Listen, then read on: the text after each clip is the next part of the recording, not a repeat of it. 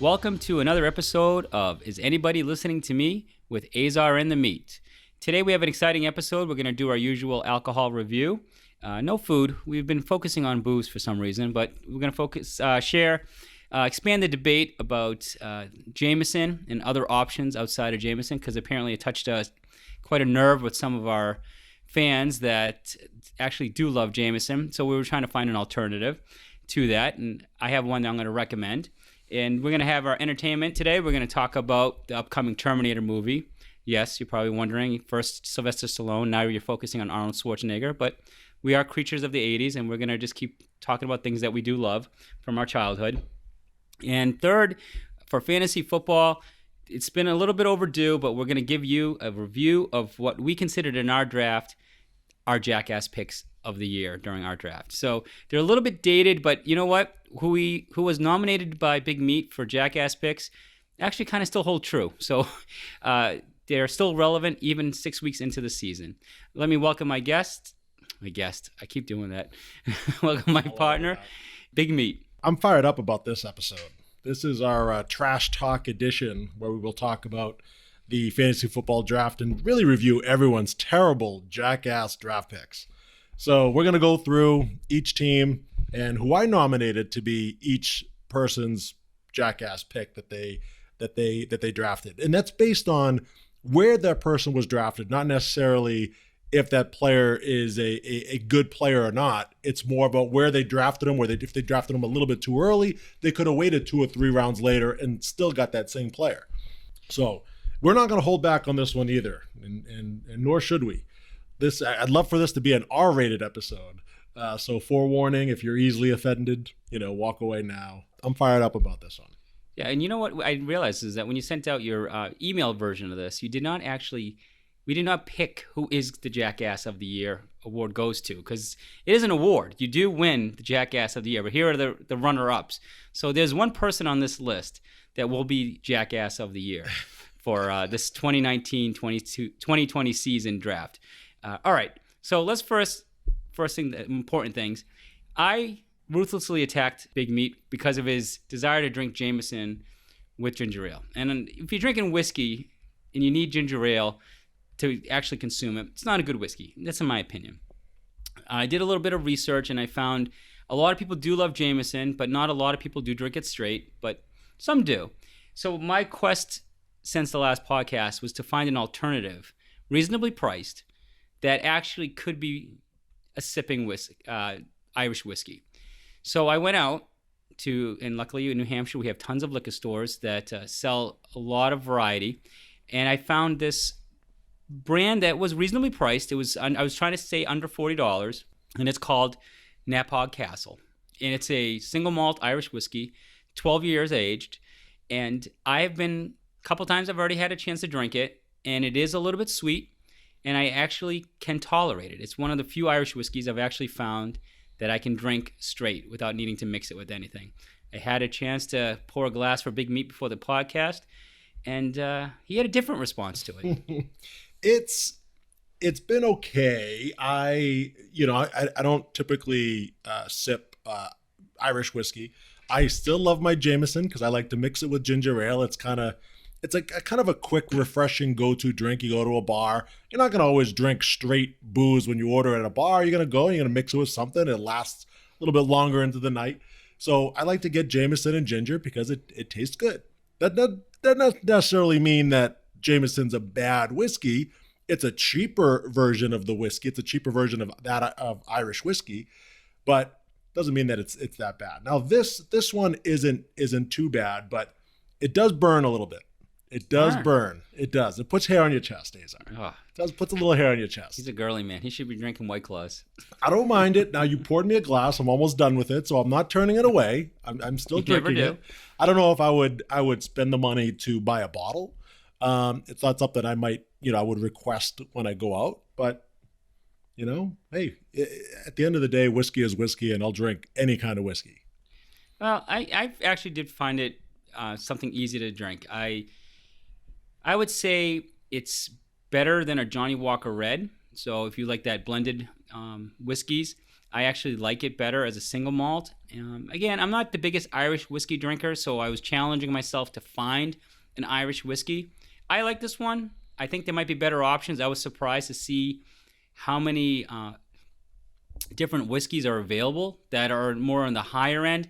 Again, I'm trying to stay within a reasonable price because, for special occasions, you might want to buy an expensive bottle. But if you're just talking about something you want to hang out and drink once in a while, I'm trying to find a reasonable price one. I did reach out to my friends from Ireland. I do have a couple contacts who have made some nice recommendations for me. And I was surprised to find out, believe it or not. Just go right to the source, right? Yeah, you gotta go right to the source. I was like, what do you drink in Ireland, or when your family from Ireland comes, what do they want to drink? I was a little surprised that some did recommend Jameson as something they go to, but some of the more savvy drinkers did recommend a couple different brands that I will be trying. But what was surprising, that from the people that visit Ireland regularly and have family there, the wave of gin and tonic. It's actually, when I was asking some of the younger colleagues that I know from Ireland, gin and tonic is their go-to drink. It's not Irish whiskey, and there's a huge craze. Even the person that I spoke to, who's a little bit older than me, when she went back to visit family, she goes almost like every year. She was blown away one year. There was like this turning point, and everybody's drinking gin and tonics now, and it's like the mainstay in Ireland, which is, I don't associate gin and tonic with Ireland. No. And I used to love gin and tonic. I still do. I just drank so many of them in my life that I got kind of bored with them. That's why I switched to Jameson and ginger. But you get the good Bombay Sapphire gin. That's good stuff. And if you mix it with a little tonic water, it's delicious. It's kind of like Jameson and ginger. It's a little bit refreshing. It's more of like a summer drink. But yeah, that is surprising that they would drink gin and tonic over. There's a long story behind it. Regarding it, there was something issue with the distilleries for whiskey, and there was a shortage or something. She did give me the history of it. I was just surprised when she said gin and tonic. I do agree with you. It is gin and tonic is definitely more refreshing. I don't think of Jameson and ginger ale for summer, but definitely Tanqueray and tonic. Not Tanqueray and tonic. Bombay Sapphire and tonic. Yeah. I haven't. Yeah. Tanqueray's all right, but that pine taste. Yeah, it's kind of tough. And I did get spoiled Bombay and Sapphire. I did order one at a bar, and I did realize if there is a point of too much gin in a little tonic water where it does actually taste kind of gross. It just ruins it. Where a properly mixed Bombay Sapphire and tonic is probably one of my top 10 drinks. I think in fact, Tanqueray does have a higher version of their gin. It's Tanqueray 10. Yeah. So if you ask for Tanqueray 10, it tastes very similar to Bombay Sapphire. It's like their higher end version. So those are pretty good. Now, I couldn't drink gin on the rocks. I couldn't drink gin straight. No, you have to mix it because you have to be an alcoholic to do that. Exactly. And maybe I am, and maybe I'm not. Who knows? But it doesn't necessarily mean that I don't know. You look at it as if you mix it with something, it's not good. Where I say, if you mix it with something, it just makes it taste a little bit better. If you go to a whiskey tasting, you don't mix it with anything. That's my point. Is when you're drinking whiskey, you don't think of it as because they want you to taste. They don't want to mess with the flavor of what you're trying out. Yeah, that's my point. So if you have to mix it, it defeats it. To me, it's like if you're going to spend that money on a bottle of whiskey, I'm not spending it and then mixing it with soda. So it's just like vodka. You don't buy a premium vodka. In Grey Goose, people quickly think Grey Goose when they think of most. And that's not even one of the best vodkas out there. But let's just say Grey Goose. You buy that expensive bottle. If you're always mixing it with juice, what's the point? You can get away with Smirnoff in juice and get the same effect. That's my point. If you're spending that kind of money, what are you really gaining on it? So I agree with you there, but that's not what I look for when I'm drinking. I'm drinking because I want something to taste good. I want to be able to feel pretty good after a while. You like the bubbles? I like the bubbles. I like the sweetness to it. I like a little flavor in it. And this is the same guy that condemns White Claw that's filled with bubbles and flavor and all that stuff. But okay, is there though? Is there a lot of flavor behind there? That's why I love my Leinenkugels. Granted, it's a shandy, and you're right. There's no lemonade in it, but there is some kind of pumpkin spice flavor Yes, the or fall some kind of shandy. beverage Yeah. that they mix it with. Yeah. And actually a lot of shandies now, they mix it with like blackberry juice, or not juice, but some kind of blackberry citrus flavored beverage that they mix in with the beer. That's what gives it that sweet flavor to it. And I'm going to tell you, Line and Kugels, and the season's past, so you're not going to find it now, has a summer variety pack, and they have a watermelon shandy. Mm-hmm. One of the best beers. If you like it's so hard outside of Boston Beer Works that brews a watermelon ale to find one in a can that actually tastes good. But the Line and Kugel's watermelon shandy in a can is actually really good. It's probably the second best. I still think Boston Beer Works is the number one. It's just like I find like their blueberry still to me is like the best beer from Boston Beer Works when it comes out of the keg versus whatever I find on the bottle for blueberry beers. But you're right. The shandies, there's such a variety now. Yeah. But the lemon one is really good for the summer. If you don't there's like the the raspberry one. There's a raspberry, there's a grapefruit, but the watermelon shandy is amazing. We went on a tangent completely from whiskey. But all right. So the moral of the story is if you're looking to try a different whiskey that is sipping, like an Irish whiskey that is sipping. Now, if you're a hardcore drinker, you might get away with the Jameson. You might love it. Good for you. But I'm telling you, try Naphog Castle. You can get it at the liquor store. When it's on sale, it's about $35, so it's not too unreasonable. It's a 12-year-old whiskey, single malt Irish whiskey, and I do find, in what I've researched, Irish whiskey tends to be a little bit of the sweeter of the whiskeys, so you might, there's a lot of flavor in it. John finds it burning. I did not, but I've been drinking whiskey longer than him. Yeah. So I think it's just... you might have been drinking whiskey longer, but I've drank more whiskey. Yeah. He drinks on quantity. Yes. I drink. So you choose the one who's giving you quality versus just quantity. Right. All right. So that's our segment. That's our recommendation. No, not a sponsor, but that's what I recommend. Yeah. Oh, no sponsor this time. We still got to work on those sponsors. Yes. So I did look it up too, just to fact check a little bit. Jameson for a 750 milliliter bottle of Jameson, $29. Yeah. $29. So a little bit more money. You can actually get one that you can drink right out of the bottle without soda. Even though, like as Big Meat said earlier on the previous podcast, he likes it because the ginger ale helps his belly. There you go. There you go. And just real quick before, just a little bit more booze talk here, because I did go back and do a little bit more fact checking from the last one, talking about Line and Kugels, to go back to those because I love them so much. The Harvest Patch Shandy, we were talking about how sweet it is and how it could be. We kind of compared a lot of the pumpkin ales to like eating a pumpkin pie because it just seems so sweet and it's like so thick. And surprisingly, I went back, I saw the Line and Kugels Harvest Patch Shandy per 12 ounces. This is so it's like an even for each one. The Harvest Patch Shandy, number of calories, 144 calories and 14 carbs for that one. You would think the other ones were less, but no, they're more. So the Shipyard Pumpkinhead that we love so much, 150 calories and 16 carbs. So it's even heavier. It doesn't taste like it is heavier, but it is heavier.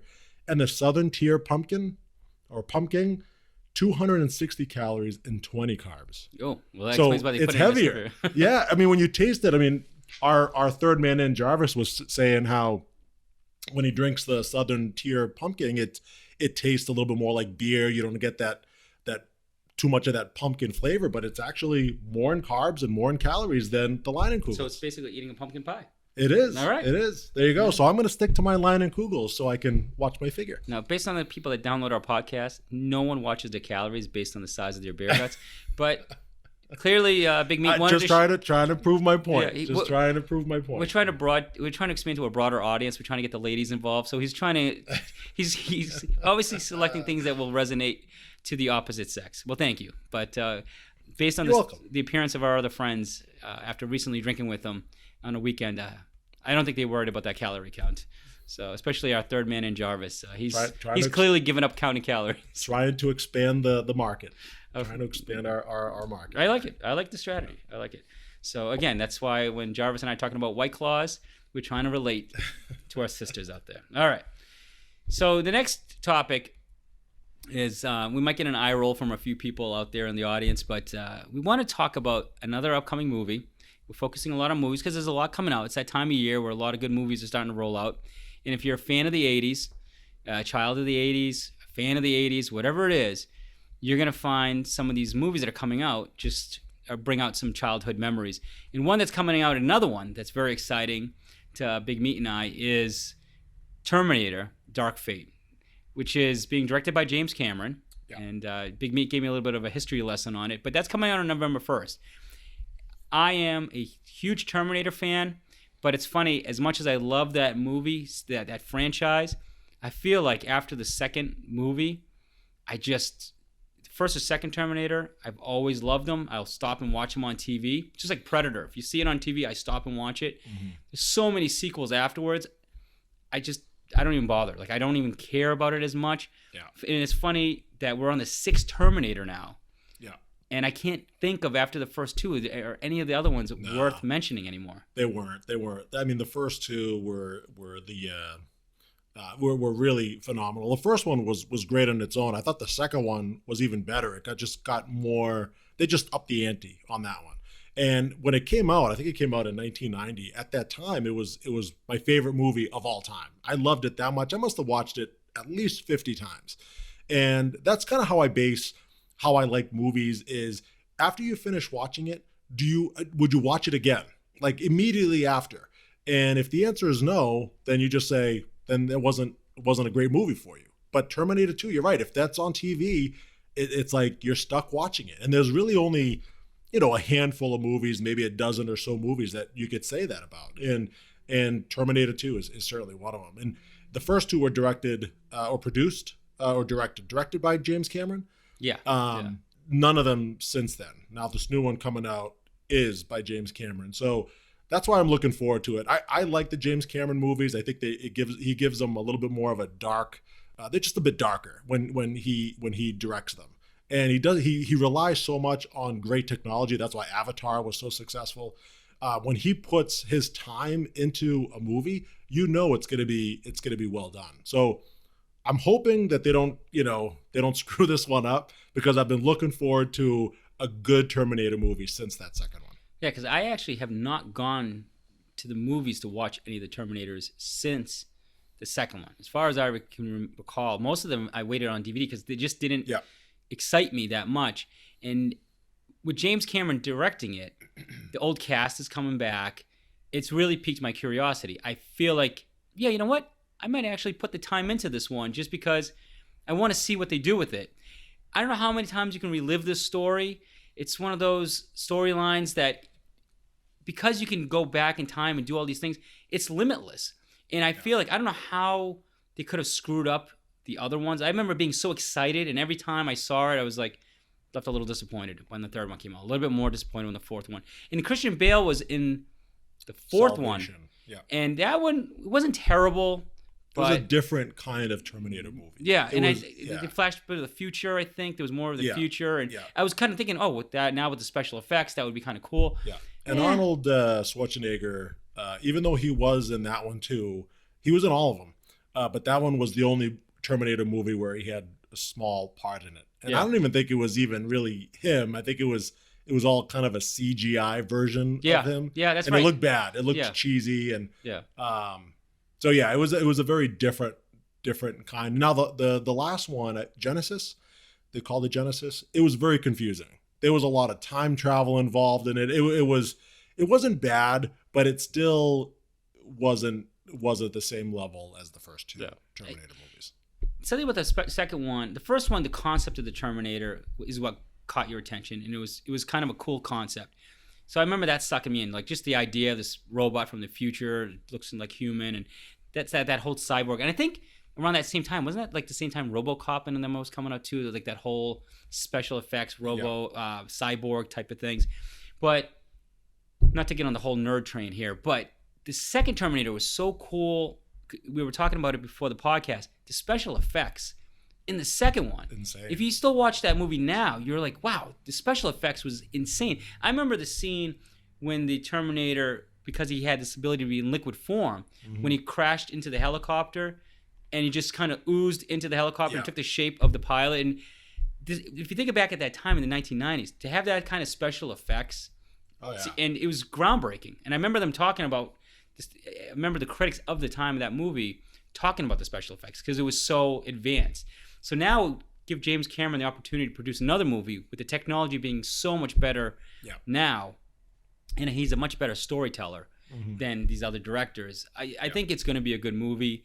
I think it might be actually it might be a better movie than what Rambo was as a movie. But again, you went out to watch that because of the nostalgia of Rambo. Right. But I think this James Cameron movie is going to be definitely worth the money to go to the movie at this time. Like, I didn't even see Genesis. Now I think about it, I didn't even see that one. That's like, I was so disappointed. I'm like, whatever. I've been there, done that. It doesn't excite me anymore. So. Yeah, it's funny. We were talking about this earlier about who played Sarah Connor, which is funny now with the new one.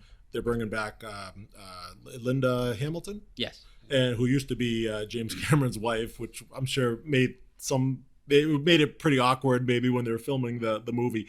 But Sarah Connor in the Genesis version was played by Emilia Clarke from Game of Thrones. Yep. And years ago, there was a show called The Sarah Connor Chronicles, and I watched that too. Yep. And Sarah Connor in that one was played by the actress that plays the Queen in Game of Thrones. Yeah, which is kind of funny. Queen All Cersei. These Game of Thrones. Exactly. Queen Cersei. Queen Cersei. That's right. That's right. Yeah. So it's great to bring back Linda Hamilton for this one because she was such a badass in the first couple, especially the second one. Yeah. Whereas like she hasn't appeared since then. So this is good. I'm looking forward to it. I'm a sucker for Arnold Schwarzenegger movies, and of course this kind of brings me back to the 80s, as you guys know how much I love. I'm a sucker for it. So certainly a movie that I'm going to go out and see at the theaters. I agree. I think it's definitely worth it, especially with James Cameron directing it. They're putting some money behind it. It might be worth your movie ticket. And that's why we're making the recommendations, because the movie sucks. I'm not spending my money at the movies. It's an expensive thing to go to the movies. It is a financial commitment now. It's not a cheap thing. Yeah. And if I'm going to go, I want to be excited about the movie. I want them to be, I want it to kind of bring me back like the Rambo did. Like, I love the nostalgia of that. I remember just the excitement of going to see that. I have a rule when it comes to going to see a movie at the theater, just because it's so expensive. If the movie didn't cost more than $100 million to make, I'm not going to see it at the theater. Yeah, that's an Oscar-nominated movie. That I'm never going to watch anyway. So yeah. I mean, it's like low budget. I mean, in fact, that's how they should price the movie tickets. They should price them based on how much they spent to make that movie. Oh, I think that would be fair, but well, who's going to spend, 13, 14, 50 more if you go see it in IMAX for a low budget movie that they spent $20 million to make? I don't know why anybody goes to see love stories and anything anyways in the movies. Like, I mean, it just takes away from the experience. Well, right? just you're paying for the special effects of a movie theater. Yep. Surround sound, the chairs, the if it's in 3D.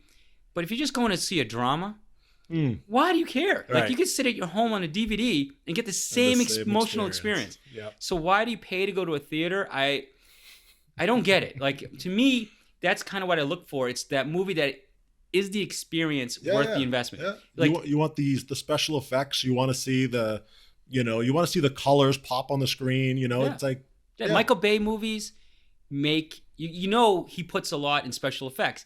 In the sound, if you're terrible movies, but but they're not always great movies. But if you actually listen to the details, if you appreciate surround sound, and I'm someone that really does, you can hear, like, he puts a lot of effort into the sounds. Like, you hear things like you're like, that you wouldn't normally pick up if if in a drama, like, you don't care about those qualities. So I don't know why people want to spend their money on those type of things, but hey, it's your business. But I never go to them. Like, and even sometimes cartoons, I did it with my kids who are younger, but now I'm getting to the point, like, do I really need to spend $50-$60 to watch a cartoon?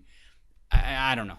To me, it just doesn't excite me. Unless it's just something to do in the afternoon, like a matinee, I get it. But to spend that much money just to watch a cartoon that really brings nothing to the table. Yeah. And I do go see comedies. I'm not going to be completely, sometimes if it's just to go out, I do it. But sometimes when I go to the movies, it's like, when I'm excited, it's the experience, like just sitting down and listening to everything. Oh, yeah. Even like in a horror movie, like you like the being in the theater with everybody and hearing everybody scream. Yeah. There's just the experience of it. But I think that's a lost thing, because not everybody has a 30-foot screen in their house. Yeah. So if you, just out of curiosity, I was thinking as we were talking about it, Terminator franchise. If you think about all the great franchises, Rocky, Rambo, Indiana Jones. Mm-hmm. I would say the Lord of the Rings franchise, Harry Potter franchise, the Terminator franchise. We actually probably should rank what are the best franchises that are out there, because they're still producing movies and making money on these things. Maybe for a future episode, it'd be nice to debate where do they stand like in all time. I think Rocky, probably out of all the franchises, like comes to mind as winning one of the top franchises. Yeah. But Indiana Jones movies are some of my favorite of all times. Then you got Star Wars. So there's a lot of different franchises that could be a fun discussion in the future to talk about. Yeah. I mean, certainly the special effects obviously are better nowadays. Although some movies they put some movies out there and the special effects are bad. Like you could just see, and it's wow, like the special effects were way better 20 years ago in some of the movies. It's like, were the people making these movies just lazy? They just didn't want to spend the money on the technology, but it kind of kills the movie. Yeah. The story could be great, but it could kind of kill it. That's why, I look back to Star Wars and at the time, the special effects weren't great, but they were great for their time. Yeah. And you could still enjoy them better now than some of the other movies that they're putting out there. Yeah, and and Star Wars is a great example, or even like the Transformers franchise. The special effects are amazing, but the stories are terrible. And you're like, oh, all right, that's great that you spend all this money on special effects, but the story's stupid. And and that's, it could be reversed. Sometimes the special effects are amazing, but it's just all special effects. And you're like, well, what the hell did I pay for? Right. Like Avengers Endgame, incredible special effects. Yeah. Shitty ending, shitty story. And you're like, this is it. You dragged us all these freaking years, ended like that. Game of Thrones gets an honorable mention. Amazing special effects, all the way to the end, and you left us hanging with that stupid ending. Like, shame on you. Like, it's all about the storytelling. It's all about the writing. It's that's lazy writing. My lazy writing is the worst. Right. It's just people just they forget where they're going with it, so they just throw some nonsense in there, and they think the viewers are going to be stupid enough to just bypass it just because it's a big blockbuster movie with tons of special effects, and people walk away thinking, that was disappointing. And that, I think, was what Game of Thrones did with their last season. The writing got lazy, and they were going to wow them with the production. And that was all they talked about, was the production. And then now that I think about it, I know why they talked about the production, because they knew the story was so bad in season 8 that they were all over the place, that's all they could really brag about was all the time they were putting into that production. So it makes sense. Disappointing, but anyways, let's wrap it up. We're gonna go jump right into fantasy now. We talked about the Jackass picks. These are the top Jackass. We are in a 10-man league. So if you do your own individual league, see if these players resonate and think about where they were drafted in your league, and did your peers make the same silly mistakes as our friends did? And we did, and I'll take credit. I made some decisions that I kind of regret. And did you make the same mistakes as us? And I'll let Big Meat, because this is his favorite thing to do every season, to talk about. Well, this is something we've been doing for years and years and years, and it's I love doing it. I love after our draft, and I go back home and I think about everyone's draft picks, and I don't normally go past the 5th round. I think at that point it's all just a crapshoot. So I always pick that one player. And sometimes it's very difficult, but I have to nominate somebody. Yep. And so we're going to go right down the list here. We'll try to do this fairly quick in our 10-man league. We'll start off with, maybe we won't mention any names just for the sake of this, but you know who you are out there, who you're listening. For the person that selected in the 4th round, pick number 40, Philip Lindsay. Now this person had the number 1 pick. Yes. He was the number 1 pick, people. This isn't the first time he screwed up in the draft. So he had a chance to build a really powerful team for himself, and he decided to go with Philip Lindsay. Yes. Not as bad as his infamous Kroll pick, but certainly on the same level of stupidity there. Crowell Cooper as his back-to-back picks. The previous years. So 3rd year in a row, this guy gets the 1st overall pick, and for the 3rd year in a row, he still found a way to screw it up. And of course, he always ends up out of the playoffs and gets the top pick again every year. And to explain that is, when you don't make the playoffs in our league, you automatically get the top 4 picks. So you didn't. It's not a way to remind you didn't make the playoffs. It's just kind of a way to needle. But it gives you a chance to say, all right, look, you're not that good. and we're going to give you a little bit of a leg up this season just to help you out. Now, some people can never take advantage of that, and they end up continually drafting the top 4.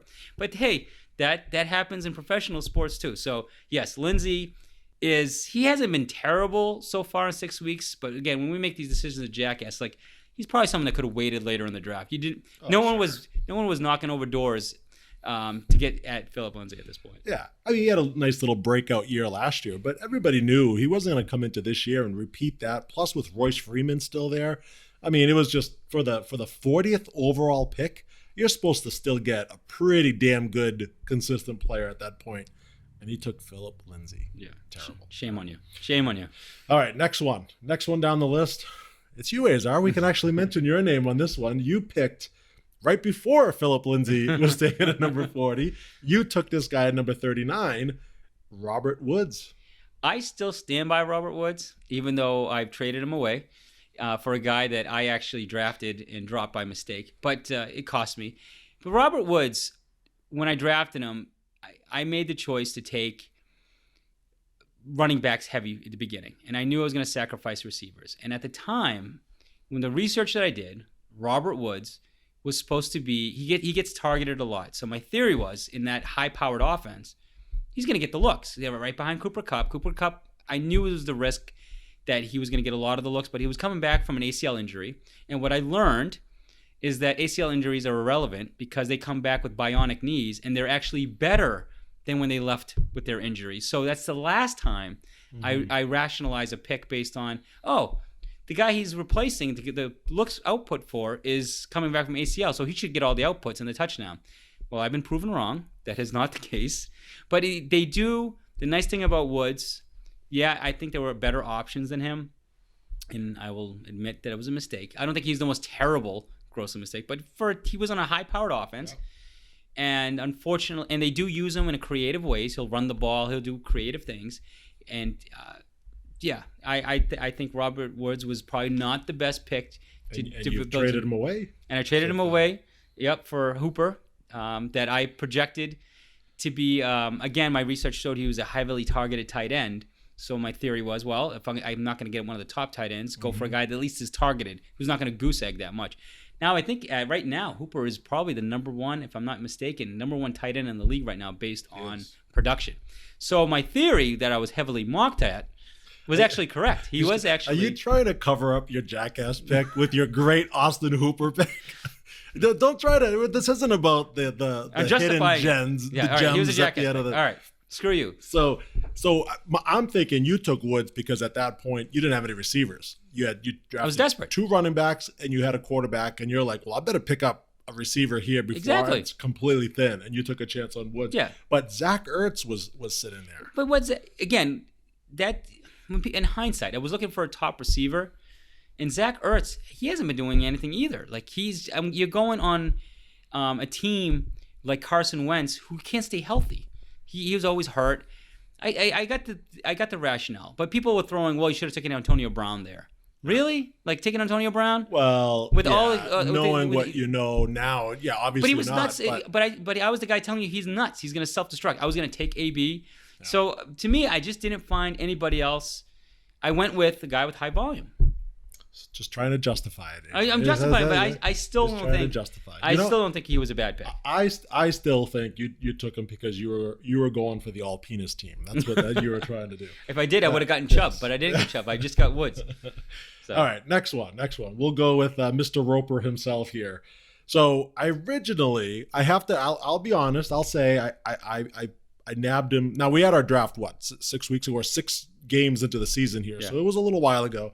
At the time, I said Keenan Allen, but I have a right to change my Jackass nomination because we didn't agree with that nomination because we knew there was a better one that you missed. That's right. Completely. There is a better one, a much better one, and that has to be Joe Mixon. He took him in the 3rd round, number 23 overall, and a Bengals. Never draft a Bengal. Oh, worst. And I said it from the very first podcast we did, Azar. Go back and hear it. I said, look. I think we did like the top 10 running backs or whatever, and Joe Mixon was number 10 on the list. And I said, we both agreed. We said it was just bad news. And I specifically said he's like Chernobyl. He's a disaster waiting to happen. And he's been a disaster. Understatement of the year. An absolute disaster this year. So, Mixon is just bad. I mean, when was the last time a Bengal had a good running back? When your quarterback is nicknamed the Red Rocket, he has got a shitty nickname. He's a shitty quarterback. It's a shitty team, shitty organization. You just don't draft anybody from the Bengals. And I also carry that over. Chubb might be the exception. And I think that's just because of desperation, because how bad the team is. But anybody from the Browns is bad news. It's just a bad organization. Yeah, the Lions are a bad organization. Yeah. There's certain organizations, you take them, they just suck. They always suck. There's just never around it. But there's always every team goes through that turnaround year, and a lot of people thought that the Browns were going to be that one turnaround year. This was going to be the year they turn it around. Yeah. I thought so too, but that's the price you pay, because that's the same crap you always heard about. Well, Matt Stafford, he's going to turn around the Lions. We're going to do the Lions this year. Draft this Kerryon Johnson. Draft this running back. Every year you go in with the hope that this team is turning it around, and they suck. You know what? And there's another honorable mention on this, but the Jets are the same damn thing. You draft someone from the Jets, you're asking to lose, because that franchise is cursed and sucks. It's just the way it is. But we'll make that recommendation later. That's coming up. There is a Jets player on this list. But next, we're going to go with another person in our league that drafted in the 5th round, number pick 44. We have some differences on this one here, but he took Drew Brees in the 5th round. I don't disagree with that one. I think there could have been other options. He could have probably found another quarterback with a similar, but he is going on the legacy of Drew Brees.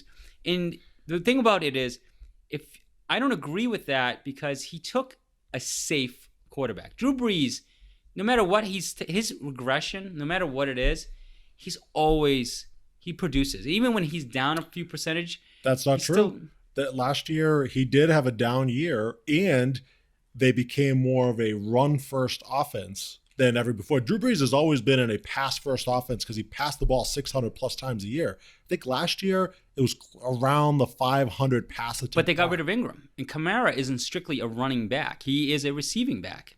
Yeah, but so Ingram caught some passes too, and they still didn't throw the ball all that much. But you knew they weren't going to keep. You knew that they're not going to go and take Kamara and run him between the tackles. That they were definitely going to be a good balance of receiving and running in that team. And to argue more is that how can you draft Michael Thomas early? How can he be projected as one of the top receivers? If he is one of the top, who's throwing the ball to him? Because it's one guy. That's different. That's different. And I wasn't even a big fan of Michael Thomas going into the season either. But he just got a big contract, so they believed in him. If you get one guy, I agree with your point, because sometimes you go into a season and you read all the magazines and they say this receiver is going to be a top 5 receiver and this other receiver is going to be top 15, and they got a great running back that can catch passes out of the backfield, and they got this great tight end. Oh, but the quarterback is, you can get him in like the last round. And it's like, wait a minute, how is that possible if all these guys are going to put up big numbers? But what you're talking about is one guy, one receiver on the team who's going to get most of the targets when they do throw it. So if you look at Drew Brees, I mean, he was projected to go 9th, 10th round in a lot of mock drafts, and he got him in the 5th. Yeah, but every league is different, and our league does draft quarterbacks early. That's why I give him a pass on this, because knowing our league and the race, look, there's someone's going to get an honorable mention for this one, because this is what to me is a true Jackass pick, that instead of the person that was nominated. We saw a run in running backs in our league early. It's been like that ever since we started doing fantasy football amongst our friends. So taking Drew Brees, being a safe quarterback, because his other options are, let me wait, I can probably get a Phillip Rivers. I can get a Brendan Roethlisberger. I can get a Matt Stafford. I'll get a Matt Ryan. Matt Ryan might be the one guy that maybe is a higher value. Yeah, he was there. He was available. But I think Russell Wilson wasn't there, was he? If my memory serves me, I think Russell Wilson was already taken. No, Russell Wilson went round 7. Okay, round 7. Carson Wentz went round 7. Matt Ryan went round. So I will take back my comments. That was a Jackass pick. I was under the impression Russell Wilson was drafted. I would have taken Russell Wilson there. because Granted, Baker Mayfield was still there too. I ended up drafting Baker Mayfield. The higher hopes on him, but I just think he could have taken Drew Brees much later than that. Now, luckily for him, he ended up drafting Tom Brady as well. Yeah. And so... Oh, sort of. Because Tom Brady hasn't been that good this year anyways. But yeah. All right. Okay. Right. It's got a hint of Jackass in it. I get where he was going. I would have personally taken a younger, more dynamic running back like a Russell Wilson. And I know we're already in the season. It's like, oh, it's easy to say that. But Russell Wilson is probably one of the top 5 quarterbacks right now in the league. I think he's the number 1 or number 2. Well, he's in the top. No, I'm just saying. Let's not say we haven't started the season, but if going into the season, I already thought of him as one of the top 5. So Brees, I get it historically, so I'm not going to knock him too much on that. All right, I don't want to dwell on that. Let's go to another real Jackass. By the way, Brees didn't even throw 500 pass attempts last year. And he didn't even have 4,000. No, he regressed. He regressed. But I think they changed the offense. But I still think when they got rid of Ingram and you have Kamara and you have Michael Thomas, at the time you have Jared Cook, there's weapons. And I think there's opportunity to still be a high potent offense. And again, I don't completely attack the pick, but it has a hint of Jackass because there were better probably quarterbacks than him at this point. Because you can argue the same thing about Matt Ryan. Like, you have Julio Jones. Why don't you take a guy they throw all the time? But again, you got a hint of Jackass, but it's not as egregious as a Joe Mixon pick. Okay. All right. To each their own. Yep. Next pick here in the 4th round, pick 36, Mr. Zero Jukeability himself, Sony Michel. If our third man was here today, he would be blowing a gasket. You already got a hint of his hatred for him because he just brings him up in every conversation. You know what? I wasn't a big fan of him watching him last year, but the offensive line for the Patriots last year was so good. Devlin blocking for him was so good. And they still had Gronk, who, granted, as a receiving threat, wasn't as strong as he once was in the past, but his blocking was still pretty solid. Yep. They were just opening up gaping holes for Sony Michel. When he hit a blockade, right, when he's trying to run through it and he can't get through it and he can't make a move, all of a sudden you're like, okay, this guy he's not a talented running back. He just finds the hole and he hits it and that's it. You see it now this year without Gronk, without Devlin, without a strong offensive line. He just cannot. He's the worst short yardage back in the league. And I'm not like, it's so terrible to watch. Even my son, he was watching football with me, the game. He has my 7-year-old son, and he was, wow, he's not that good. Yeah. Why didn't he make a cut? Like, look at that opening. Like, why didn't he go that way? Why didn't he do this? Why didn't he jump? What? Like, nothing. I don't see anything from him. I can't even argue with you. You know who he reminds me of? And I almost forgot his name. I had to Google his name again. He's Lawrence Maroney. I think it's Lawrence Maroney with a haircut. I think he's worse. Lawrence Maroney could actually catch passes. Oh, there was a little more value, but Lawrence Maroney used to be the same frustrating guy in the backfield. He's like, what are you doing? Just hit the hole and run. Move. And he would dance and stutter, and he couldn't juke anybody. And you're like, you are freaking useless. What are you doing there? It's so bad. I just want them to use James White so much more. Yeah. Just use him more. Just use him as a running back. He could catch passes. He could do it all. I mean, he's proven in the past he could perform well in big games like he did in the Super Bowl a couple of years ago. Just give James White the ball more. Yeah, I agree because he can move in the open field. It's embarrassing.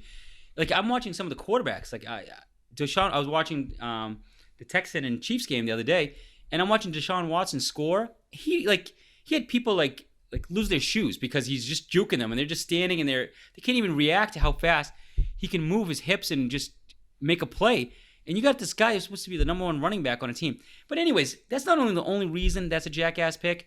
Drafting anybody from the Patriots backfield is a jackass pick. Because Belichick purposely listens to sports radio and says, oh, you think that's going to be my game plan? Yeah. Screw you. Yeah. I'm going to make Burkhead my go-to guy. Oh, yeah. Or Brandon Bolden. Brandon Bolden. Yeah. Brandon freaking He woke people Bolden. from the trash heap and put them in just to say, F you experts, this is what we're doing today. Because he's just an asshole. I think he challenges Josh McDaniels and say, you know what? I'm going to pull this jackass out. Let's see if he can score anything. Because he purposely... I think he does too. I think a part of him feels like, I'm not going to invest heavily on one running back. And it's like, okay, you're performing well. Well, let me put this other guy in and see how he performs. And if he performs just as well, then it's not you. It's either the system or the line blocking or whatever. He never drafts a running back high. He never pays running backs a lot of money. And he's such an asshole, people. Just to prove our point, he put Cordell Patterson as a freaking running back just to prove to his running backs. Who was the guy? You're not as important. It was Jonas Gray, right? He had like that 200-yard, 4-touchdown game, and then he cut him a week later. He shows up to one practice late. He gets on, I think he was getting on a magazine. So he was on Sports Illustrated and cut. Yeah. He got cut because that's Belichick. So it's a jackass pick, not because Sony Michel sucks, because how would you know going into the season? We're talking 6 weeks in. It's easy to trash talk about a guy, but you drafted a Patriots running back knowing Belichick and Josh McDaniels are assholes when it comes to trying to pick who is the right guy. Again, you saw it last year with Cordell Patterson. How do you not know that you're going to get into trouble with this? Awful. Just brutal. All right, so next one. We're going to go with Jarvis himself. We can drop his name on this one. Oh, yes, we can. He took Leonard Fournette in the 3rd round, pick number 26. And I'm going to challenge you on this. Is that really the jackass pick? Or is it the fact he took Aaron Rodgers in the 2nd round? Yeah, but if he was here, I'm gonna put on my Jarvis hat. No. His jackass response, and I love Jarvis. I'm a big fan of his. I know. We all know you do. Yep. We all know you do. He is making this bullshit swan song. I want him on my team one more year, but bullshit. It is the worst excuse. You have a chub for Aaron Rodgers. You let your chub get in your way. Yeah. He drafted with his heart. Yeah, and it was a jackass pick. There's no way around it. You could have gotten Patrick Mahomes. So if you really care about fantasy football, you really want to say you're competitive, you were the champion last year. You won it last year. And you come in and you do a disgraceful thing like take Aaron Rodgers. Shame on you. Leonard Fournette doesn't disgust me as much as Aaron Rodgers, because the reason it burns me is because Patrick Mahomes slid to somebody that knowingly I wanted him, and that person before me, Mr. Roper, took him in front of me, and I'm thinking that jackass got Patrick Mahomes because another jackass, they wanted to reach for a quarterback, reached for the dumbest quarterback he could have reached for. It is. You've changed my mind, Azar. You're absolutely right. Now I forgot too that he passed on Mahomes to draft Rodgers. Yeah, knowing new coach and a new coach that they already said he's a young guy and Rodgers is a stubborn ass and doesn't want to listen to anybody. And he drafted him with this hard on saying, "Well, he was on my team. I love him." And well, screw you. You let someone slide. That went to somebody else, that you are now screwing the rest of us in the league because this other schmuck gets Patrick Mahomes because you let him slide. Everybody got in his head because everybody was saying that they were going to take Mahomes, and then whoever took Mahomes in the 2nd round on the wraparound, they were going to take Rodgers. I was on board with maybe even taking Rodgers in the 3rd round, but he got to the point where he's like, I don't think he's even going to last to me in the 3rd round, so he jumped on him in the 2nd round. Ugh. That's a bad move. That's certainly a bad move. I do want to thank you though, because it is a jackass pick, but the fact that you picked him, I got to take Deshaun Watson, and I want to thank you for that because that is paying off 6 weeks later. But jackass, disgusting all the way. We're just disgusted in you, Jarvis. Shame. If I had a shame bell. And I could throw rotten tomatoes at you for that pick. You would get it. Boy. Oh, if he was only here, angry Jarvis would come out. Oh, he would be raging. Next podcast, he will be raging. All right, moving on here because I'm sick of talking about Jarvis and his disgusting 2nd round pick. It's already a long podcast. We're gonna get an earful like it's long again. Which for those people that don't understand, a podcast can be paused and played at any time. So don't tell me it's long when we do it one a week. That means break it up into segments. Segments are about 15, 20 minutes each. Play it the next day. No one tells you to play a podcast for an hour. We're not asking you to commit an hour. For the love of God, understand the concept of a podcast. It is meant to be able to enter and leave it at your convenience. We are not a TV show. We're not a drama. Okay? So it might be long, but we're trying to give you full content because we only do it once a week. I'd like to think of ourselves as a good book, though. Like, like you just can't put it down. You just got to listen to it. And I appreciate that. But don't tell me it's long. Well, no kidding. But, I listen to podcasts all day. On a tangent, I can't listen to sports radio because it's so bad now that I literally listen to podcast sports shows, which I'll recommend. Pardon My Take from Barstool Sports is a pretty good sports podcast to entertain my mornings commute because Greg Hill is not a sports radio host, and it just ruins it for me. So for someone in the Boston area, there's nothing to listen to in the morning with real sports. It's brutal. It's not entertaining.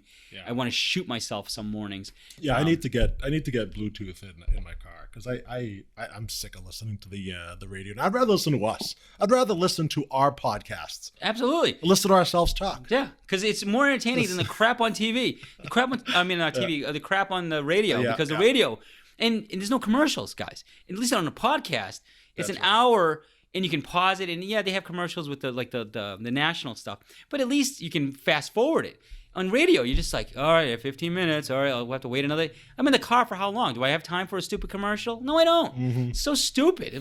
It's such an outdated concept. It blows my mind. Yeah. Anyways, I'm sorry. All right, moving on. Angry Azar coming out. I'm filling in for the role of Jarvis. All right. That Aaron Rodgers pick is still just so mad. Firing him up. All right, next one we kind of touched on a little bit earlier. We kind of hinted at it.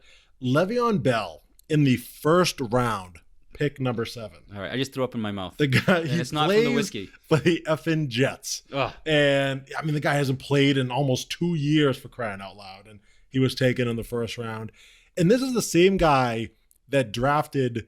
To go back to Leonard Fournette, he drafted Leonard Fournette in the first round, around the same pick 6 or 7, maybe even 5 last year, and he regretted it, saying like, "Oh, what a terrible! Like, I'm never going to take a guy like Fournette again."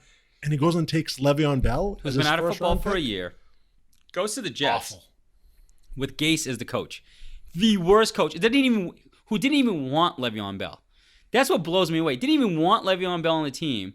And you drafted him. What is that telling you? Oh, yeah. There's clues this guy's going to suck. They were screaming he is going to suck this year because his coach isn't happy with him. And you're relying on the theory that this guy Sam Darnold is the real deal.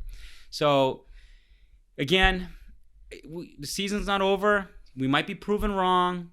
But Le'Veon Bell on the Jets is just a recipe for disaster because it's the Jets. It's a shitty franchise. They play the Patriots twice. Now playing the Bills, who has a much more improved. The only thing in your favor is you're going to win a couple games. You're going to have a good production when they face Miami. That's about it. Because everybody else in the NFL. Yeah, Bell hasn't had. I don't think he's had one good game yet. It's not that one breakout game where you're like, all right, he had a really good game. Yeah. Nothing yet. Has he even scored a touchdown yet? I'd have to look at his stats. I don't even think of him. Like, even when and I know we're into week 6, and again, we're trying not to show any hindsight, now that we have gone into the season, but. Oh, all these picks, too. I mean, all these nominations were picked. Yeah. Before the season started, too. But my point is we're not using what's going on over the 6 weeks to kind of make our decision, but they had a big win against the Cowboys. They upset the Cowboys, and I don't even think Le'Veon Bell was the main reason they upset the Cowboys. That's why I'm kind of like, I can't even think of a play. I watched most of that game. Oh, it was Darnold, Sam Darnold. Yeah. Played well. Yeah. So it's again, overrated, and it proved kind of our theory when we talked about this a few podcasts ago. Is Le'Veon Bell a product of the system? Because Connors was able to go in and produce, if not at a higher level than Le'Veon Bell. So that kind of gives you a clue, like, maybe he's not as good as he thinks he is. And it just goes, and now that we can say this because we're 6 weeks into the season, think about Melvin Gordon and Eckler.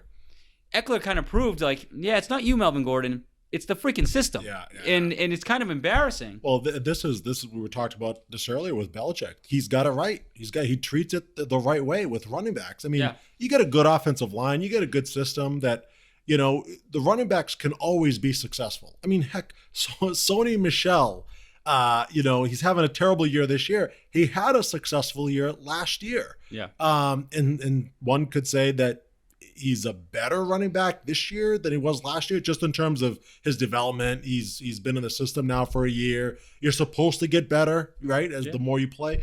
But he had a better offensive line. He had better blockers in front of him. That's why he was able to perform well. Whereas Le'Veon Bell, he goes from a good system with a good offensive line in Pittsburgh, goes to the Jets, and it's like, he stinks. Show me what you could do as a runner. Where's your talent as a running back? What can you do with a bad offensive line, with a bad system around you? And if you could show me that you can make a couple of cuts or you're strong enough to pile through the line, I don't even care if you have a specialty. Like if you're a great short yardage back, like your boy Mike Allstott back in the day, right? Love Mike Allstott. He's not a fast running back. He's not a guy who's going to juke everybody out, but he had that one specialty in him that he could just plow right through the line and pick up those 1, 2, 3 yards that you need. Yeah. Give me that at least, So yeah, he's just a disappointment. But with the season, again, we're picking him as a jackass, pretending we don't know what's going to happen in the season. But so far, his nomination for Jackass is kind of holding true. He really is a jackass at this and he's point. the only first round Jackass nomination. Yeah, that's saying a lot. Yeah. All right, the next one here. We had a tough time with this one here. He took this guy in the 4th round, pick number 33. There wasn't really anybody else to choose from because he actually was pretty solid in those first 5 rounds. But you got to say Melvin Gordon. He's the guy that he took a little bit earlier, thinking he's going to sign. Now he did end up signing, but I think a little too late. Yeah. I give my friend R3 some credit here because and R3 stands basically for Random Royal Rage. R3 was able to actually get a good top 5 picks. We're kind of giving a stretch with Melvin Gordon. We understand the risk on it. We're trying to make the case. Again, we're trying to reach here. Knowing that Eckler was taking a spot, there was a big gamble that if Eckler was successful, and now that we're week 6 in the season and you've proven Eckler, it's not fair to judge this one completely. I'm having a hard time because we've seen the season play out and we're like, oh, he did come back and Eckler was good, and all these things that we were using it as a jackass pack in the beginning was he's holding out, he didn't want to come back, and we were thinking he was not coming back. So that was the original recommendation. Like we didn't really believe he was coming back, except what they were saying in the reports, like till week 10. So we thought it was kind of a wasted pick. But could he have taken him a couple of rounds later? You know what? Probably not. Yeah. I think people are eyeing him. So this one's a tough one. R3. This one's a tough one. I think you might have dodged a bullet with Jackass picks this year. I mean, because we're reaching to nitpick on you here, and it's tough. It's tough. Too bad. You'll be leaving us next season. You will never have a Jackass nomination. Unless he wins, then he'll give us. That's true. I love this thing. You guys are the greatest. That's right. He'll be right back in the league. Oh, biggest maker of excuses. I love it. All right, we got 2 more on this list here. So we got we got this guy here, 4th round, pick number 32, David Montgomery. Man, this guy is slow. He's a slow running back, and he took him in the 4th round, pick number 32. Has he really done anything? He's done garbage. He's garbage. I mean, they still have Tariq Cohen.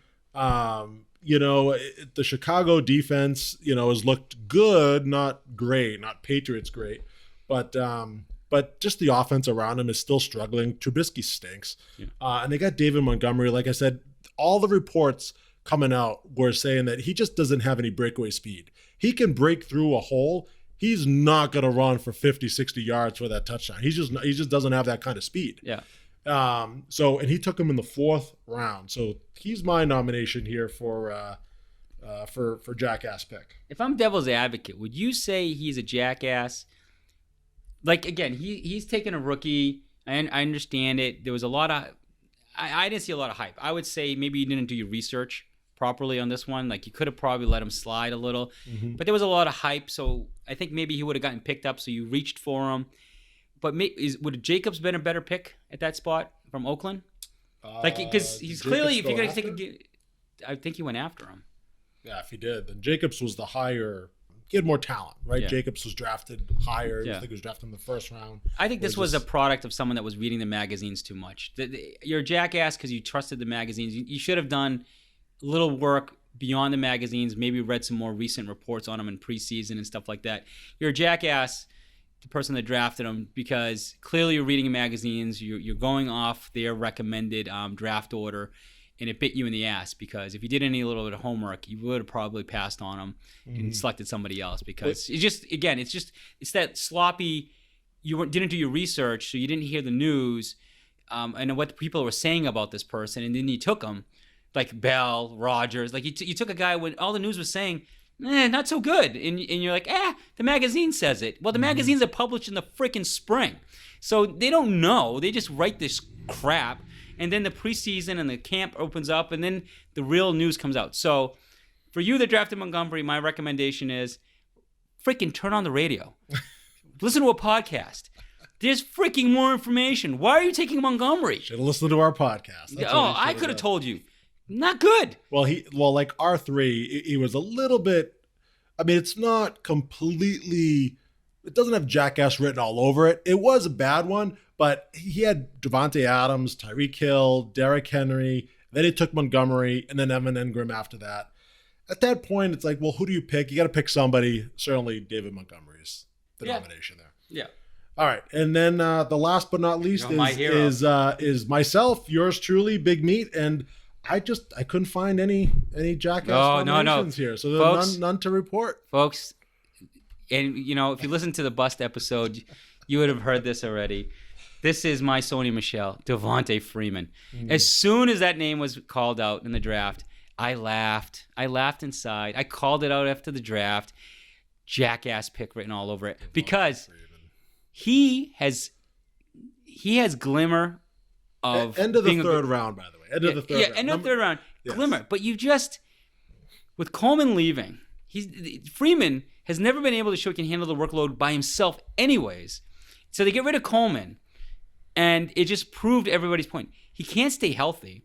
And two, he's just not that good of a running back. He's just very deceiving. He used to be good. There was a few years ago he's been riddled with injuries. I don't think he's the same explosive running back that memory serves. I think there was much better value than a Devontae Freeman. You screwed up, and I'm saying it correctly because the proper expression is you left out. Now I look back. So what I was hearing all off season is that Freeman was going on these interviews saying how great he felt, and you can kind of see like how excited a player is going into a season. If they're down, if they're not really talking, like it's like, oh, they're not part of the offense. He came in and was like, yep, I'm healthy for the first time all season. I'm excited about this team. Our offense is going to be great. I'm healthy for the first time. I'm healthy. But he's the only guy there. If there's no backup running back there, so they're desperate. But he hasn't been hurt. He's been healthy, and he still sucks. So, but however, you can't use what the season. I know. But yesterday's game, he did score 2 touchdowns and had a total of. Who do they play? 100. Who do they play? Arizona. Okay. Again, Arizona, we're trying to pretend we don't know what the future's going to hold up. He played one of the worst defenses, and it took him that to score. And they almost two receiving touchdowns, not on the ground, but. I hear what I see what you're saying. Now looking back, thinking, ooh, I took a risk on it because I believed in the hype. I bought in the hype. Now, folks, I would say that is the Jackass pick, but the fact that he was able to trade him to after week 1 to another Jackass who accepted him. That's what blows me away. You found a bigger sucker for that garbage. Hey, it's like in poker, right? You have a bad hand, you just fold right away. You don't try to ride. If you have a bad hand, you just fold. And that's what I did. After the first week, when I found out that who's the backup, who's the other guy that's there now? I know who you're talking about. Ito Smith. Ito Smith, yeah. Judge Ito. When I found out that he had played as many reps as Devontae Freeman did, I said, that's it. I'm cutting ties with this guy because it's the first game of the season. There's no reason why, you're preparing for that season. It's coming up, the home opener, and you're sharing the same amount of reps with this guy, Ito Smith. That tells me right now, that right away, I was like, the Falcons are just not believing in Devontae Freeman to be the man. They're going to split carries, and I took him in the third round. If I can unload him, I was going to do that. So, granted, you're right. I will give him as my nomination for my. Yes, I did. Yes, I did. Awful pick. But I redeemed myself. I got rid of him. And you found a bigger Jackass to trade for him. I did. So at the end of the day, because we're running late, let's wrap it up. Who is the Jackass pick of the year? So out of all the nominations, Someone's got you. We nominated. Oh, so let me just go back here based on the picks here. It's tough. I don't know. I might have to go all the way back to what the first guy we said, Philip Lindsay. No, I disagree. Aaron Rodgers is the worst pick. Worst pick. No one. Second round. Oh, you're really going to get angry, Jarvis. He's going to come back with a vengeance on the next podcast. As much as I hate Le'Veon Bell, that was a bad pick, right? Because first round, you took it, but you got lost in the hype, and he was one of the top 10 running. I get it. Aaron Rodgers, right? Because Le'Veon Bell, you can make the case, oh, well, he should have taken Dalvin Cook. But no, we're in the season. He wouldn't have known to take Gurley or Dalvin Cook or any of those guys. And there was a lot of great players. You could make a case for him, but you don't know because they panned out, and that's not fair. But Rodgers, Mahomes is better. Deshaun Watson was better. You took him anyways. Yep. And you screw the rest of us because Roper got him, and we didn't want Roper to get him because for those of you who don't know, he's enemy number 1 right now, and he got him. Would Mr. Roper have taken Aaron Rodgers there? Probably not. No, he wanted Mahomes. He knew. So you screwed us. You let Roper get it. And 2, you get a double Jackass because you traded for Devontae Freeman. You got Freeman. You took him. So he's got 2 awards, 2 Jackass awards. So you have 2 Jackasses on your team. So you have to get it. Because it's too bad he's not here right now. Anybody who has 2 of the people that are nominated for Jackasses gets them on his team. You have to get the Jackass Award. You are 2019, 2020 Jackass. Yes, and he won the championship last year too. Yes. You're the drafting Jackass of 2020. Yeah, absolutely. Yeah, for sure. Yeah, I agree with that. It's got to be Aaron Rodgers. Yeah, and I wish you were here for this one because you would have argued, but how can you look at that and hold your head up and say you have any idea what you're doing in fantasy football? You disgust me, John. You disgust me. You brought shame to our league. And I would like to excuse it because you got married and you bought a house and you're busy. But drafting Aaron Rodgers, you screwed us all in the league. And then you trade for Devontae Freeman. I'm sorry. I love you. But you're a jackass. Have a White Claw on us. I love it. All right, folks. This is another long podcast. Our tip to the day. You don't have to listen to it all at once. It is a podcast. There is a pause button. And we come right back on when you hit play. So enjoy it. Digest it. Give your feedback. And Big Meat, where can they find us?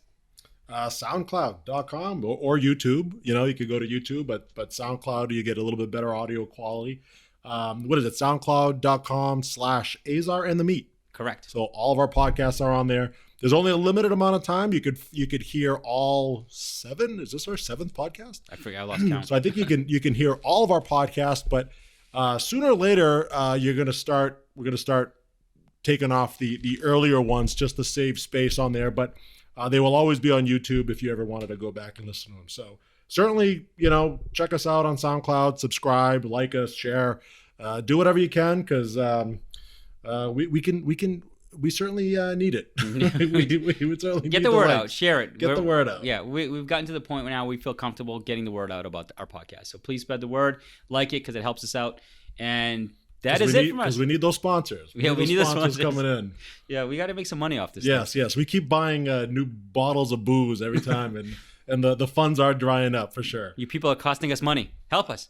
All right, just kidding, folks. Thank you. Download the podcast. Enjoy it. And until next time, we'll talk to you later, Big Meat. See ya.